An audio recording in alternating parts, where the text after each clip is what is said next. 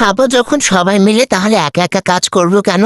এই যে সবাই মিলে কাজে লেগে পড়ছি, আমার সামিয়া মাটা আমার সাথে চলে এসেছে তার ছোট্ট বটি নিয়ে।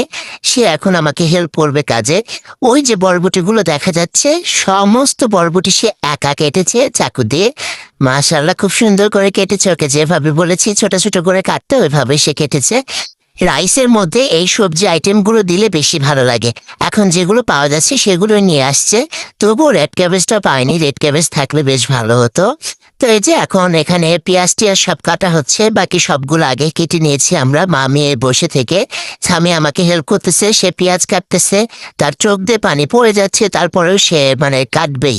এই তো অবস্থা, কেটে কুটে এখন সে পেয়ারা খাচ্ছে। বললো যে একটা পেয়ারা কেটে দাও।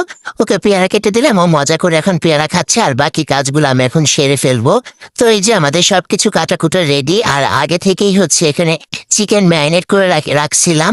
আর এ পাশে হচ্ছে রাইসটা, এটা বেশ ঝরঝরে হয়ে গেছে, একদম ঠান্ডা হয়ে গেছে। এটা একদমই বিকেলে করে রাখছিলাম, তো সেই জন্য একদম ঠান্ডা হয়ে গেছে। ঠান্ডা হলে কিন্তু বেশি ভালো হয়, ফ্রিজে রাখলে আরো বেশি ভালো লাগে।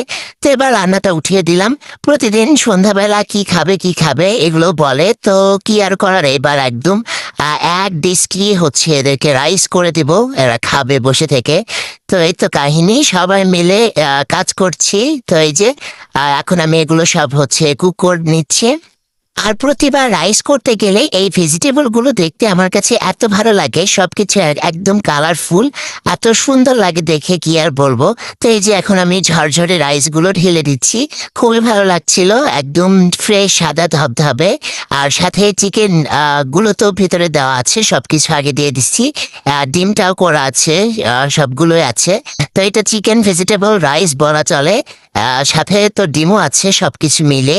তো এই যে এখন এটা একটু রাইস আগে দিয়ে দিলাম, তারপর আবারও 2 ধাপে দিয়ে দিচ্ছি।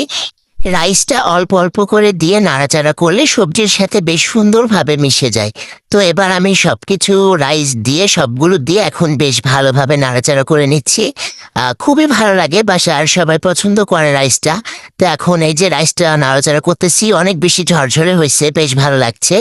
তো আজকের ভিডিওটা কেমন লেগেছে আপনাদের অবশ্যই জানাবেন। আর সবার লাস্টে দিয়ে দিচ্ছি এখানে ক্যাপসিকামটা দিয়ে দিচ্ছি, আর শেষে দিয়ে দিব হচ্ছে ডিমটা। আর ক্যাপসিকামটা শেষে দেওয়ার কারণ হচ্ছে আগে দিলে একদমই সেদ্ধ হয়ে যায়, ক্যাপসিকামের ফ্লেভারটা নষ্ট হয়ে যায়। তো সেজন্য ক্যাপসিকামটা শেষে দেওয়া হয়। আর এই যে এখন ডিমগুলো ছড়িয়ে দিচ্ছি, এটা দিয়েও বেশ ভালোভাবে এখন নাড়াচাড়া করে নিব অনেকক্ষণ ধরে। তো এইভাবেই হচ্ছে রাইসটা করা হয় আর কি। আজকে ভিডিওটা কেমন লেগেছে আপনাদের অবশ্যই জানাবেন। যারা কিনা আমাদের ফেসবুক পেজ থেকে দেখবেন, যদি ভালো লেগে থাকে অবশ্যই ভিডিওতে একটা লাইক কমেন্ট করে যাবেন। আর যারা ইউটিউব চ্যানেল থেকে দেখবেন অবশ্যই চ্যানেলটা সাবস্ক্রাইব করবেন।